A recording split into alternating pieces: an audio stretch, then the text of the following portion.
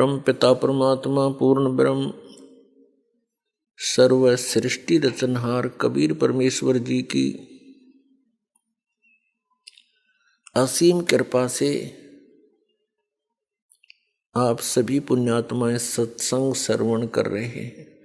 परमात्मा कबीर जी हम काल जाल में फंसे हुए सभी प्राणियों के इस दुख को जानकर समझकर अपने सतलोक से चलकर के यहाँ आते हैं और हमारे अज्ञान को समाप्त करते हैं।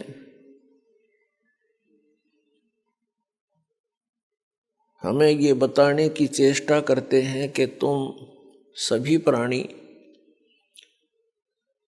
ऐसे स्थान से आए हुए हो जहाँ पर किसी वस्तु की कमी नहीं, किसी वस्तु का वहाँ पर अभाव नहीं,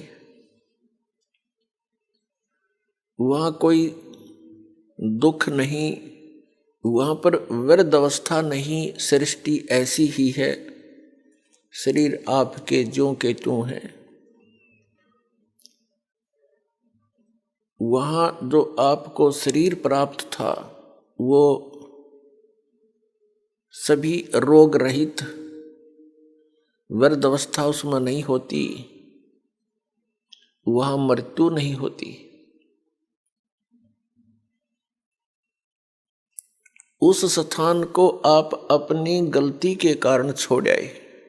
अब आप यहाँ पर ये दंड भोग रहे हो, सजा भोग रहे हो, और यहाँ पर आप जी ने इन दुखों को ही सुख मान लिया।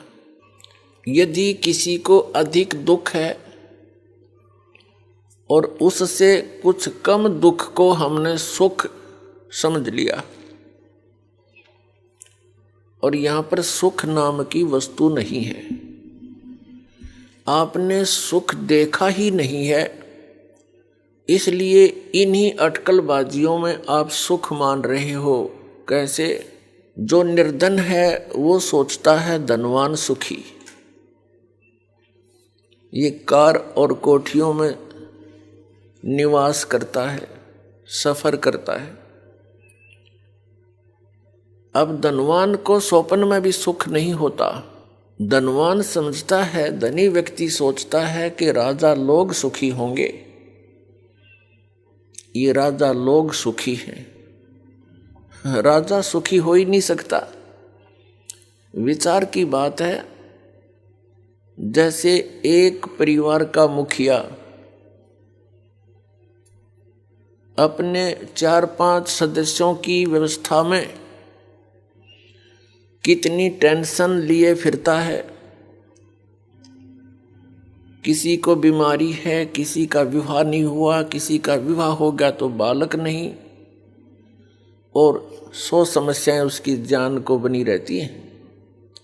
राजा एक बहुत बड़े अक्षेत्र का मुखिया होता है।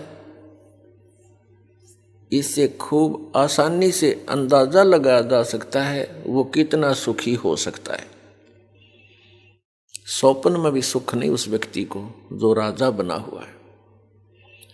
ठीक है, अपनी घूटी सूटी लाकर रात काट लेता होगा, घंटे 2 घंटे पड़ जा पी कर शराब, सुख नहीं है।